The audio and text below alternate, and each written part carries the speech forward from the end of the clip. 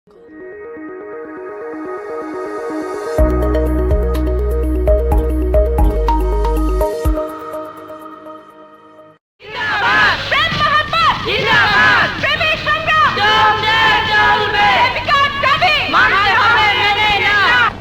হলো? বাইরে কিসের তো হট্টগোল? আমি দেখছি মা।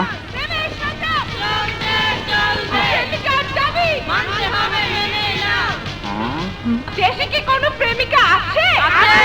কোন সে নারী? সোনিয়া। কোন সে নারী? সোনিয়া। থামো!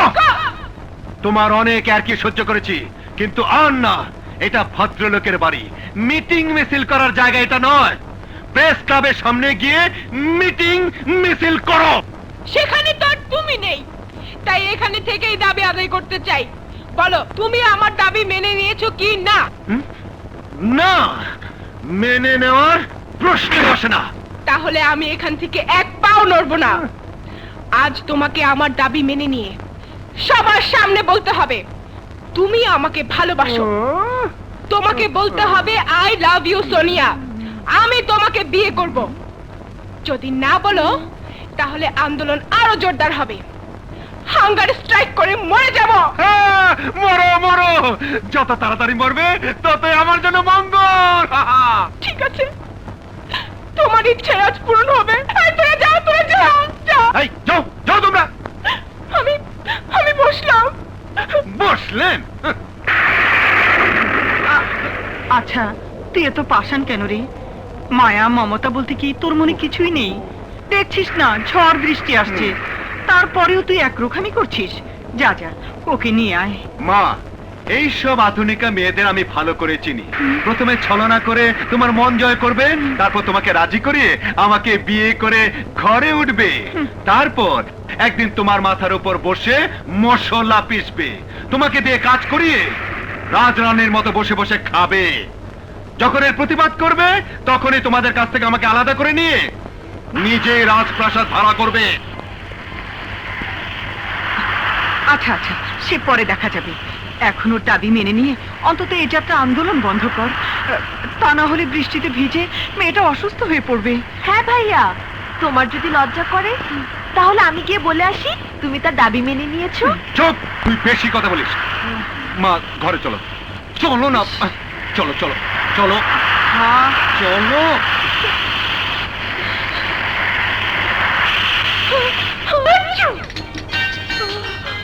সত্যি তুই আমাকে অবাক করে দিয়েছিস। প্রেমের জন্য ঝড় বৃষ্টির মধ্যে রাস্তায় বসে সংগ্রাম করে বুঝিয়ে দিয়েছিস রায়হানকে তুই কতটুকু ভালোবাসিস। মাই ডিয়ার সিস্টার, যেভাবে সর্দি ঠান্ডা লাগিয়ে এসেছো, এখন যদি কোনো কঠিন রোগ হয়ে যায় তখন কি হবে? কিছুই হবে না।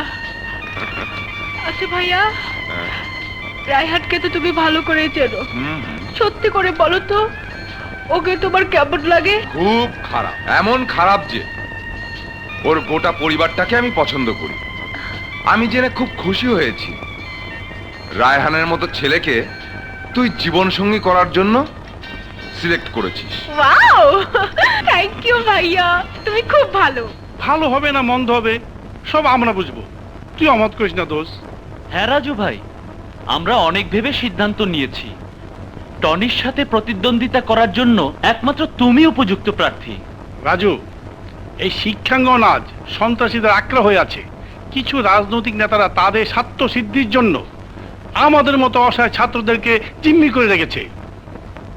টনির মতো ছাত্র নামদারি সন্ত্রাসীকে দিয়ে পুরো কলেজটাকে সন্ত্রাসে ভরে দিয়েছে। কিন্তু দোস্ত, আমরা লেখাপড়া শিখে মা বাবার আশা পূরণ করতে এখানে এসেছি, রাজনীতি করে সন্ত্রাসী হতে নয়। তোদের কথায় নির্বাচন করে লাশ হয়ে আমি মায়ের বুকে ফিরে যেতে চাই না। কিন্তু রাজু ভাই, আর কতদিন আমরা টনির কাছে মাথা নত করে নিজেদের অধিকার থেকে বঞ্চিত হব? আচ্ছা, তোরা নিজেরা নির্বাচন না করে কেন আমাকে নির্বাচন করতে বলছিস? আরে দোষ, আমরা তো তোর পক্ষে আছি। Yes. বলিষ্ঠ নেতৃত্ব আর প্রতিবাদী কণ্ঠস্বর একমাত্র তোর মধ্যেই আছে। তাই তোর নেতৃত্বে আমরা নির্বাচন করতে চাই, টনিকে ছাত্র সংসদ থেকে বিতাড়িত করতে চাই। তুই রাজি না হলে এতগুলো ছাত্রছাত্রীর মনে আঘাত পাবে। হ্যাঁ রাজু ভাই, তুমি আমাদের মনোবল ভেঙে দিও না। ঠিক আছে। কথা আছে না, খাওয়ার আগে মাইরের শেষে।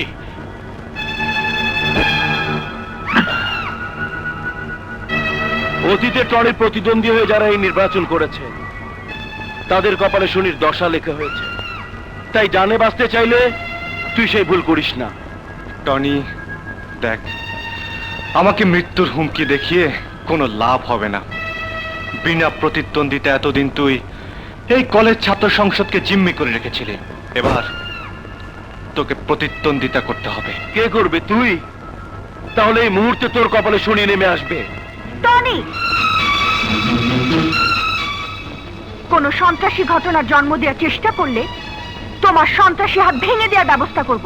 আখি, আর একটি কথাও নয়, এখান থেকে চলে যাও, না হলে তোমার অসুবিধা হবে। কাজটা তুমি ভালো করলে না আখি। No next time, mind it. তোমার কোনো ভয় নেই রাজু, আমরা তোমার সাথে আছি। আরে ভয় তো আমি পাইনি, ভয় পেয়েছে কিসমত। দেখো না, পালিয়ে গিয়েছে। রাজু তুমি এগিয়ে চলো, রাজু তুমি এগিয়ে চলো। মামুনি, তুমি এখানে?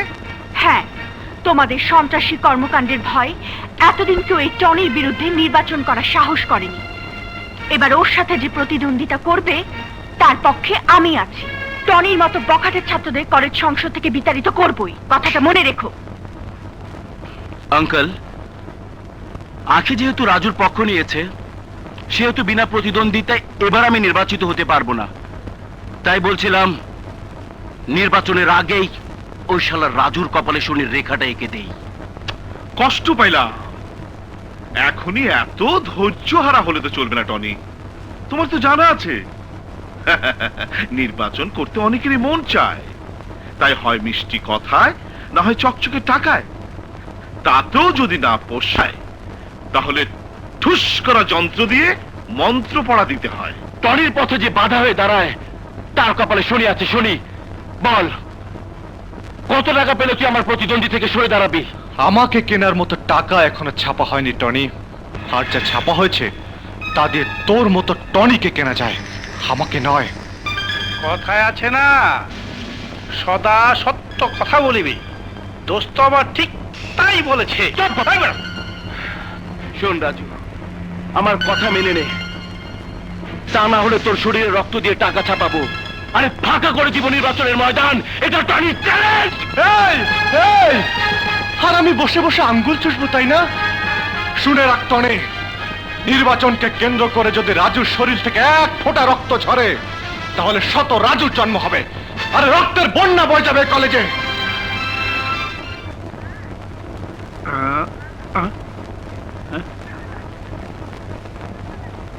দাঁড়ান ভাই, দাঁড়ান।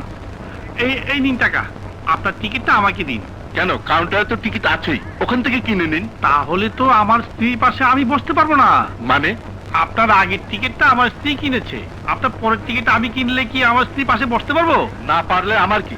টাকা দিয়ে টিকিট কিনে পিছনের সিটে বসে ছবি দেখবো নাকি? ঠিক আছে ভাইজান, পেছনের লাইনে তো সব পুরুষ মানুষ।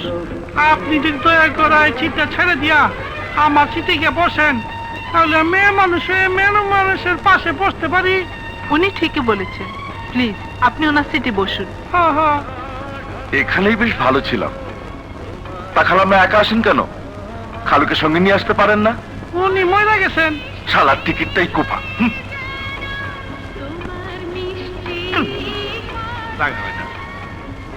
আপনারই অনেক ধন্যবাদ।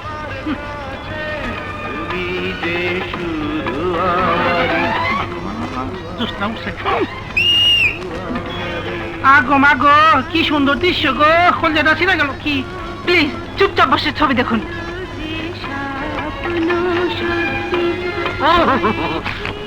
জি করতেছে। আচ্ছা, চোখে চোখ মারো। শালা ভাগ্যিস আমি চিট করে সিটে বসেছি, তা নাহলে আমার চাঁদনির সাথে তুমি যে বদমাশি করতে, এটাই আমি এখন বুঝতে পারছি।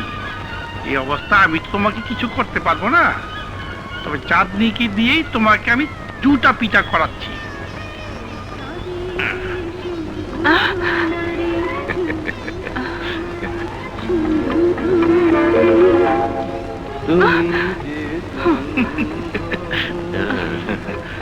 আমার জান আপনার কোনো অসুবিধা হচ্ছে?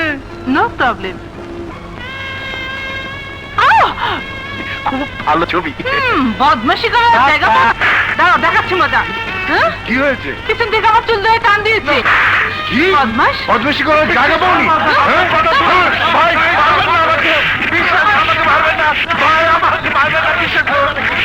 বদমাশি না? কি হয়েছে চাঁদনি? তুমি? ভালো হয়েছে তোমাকে পেয়ে। দেখো না, আমি ছবি দেখছিলাম। এই লোকটা প্রথমে পিছন থেকে সুড়সুড়ি দিয়েছে, তারপর চুল ধরে টান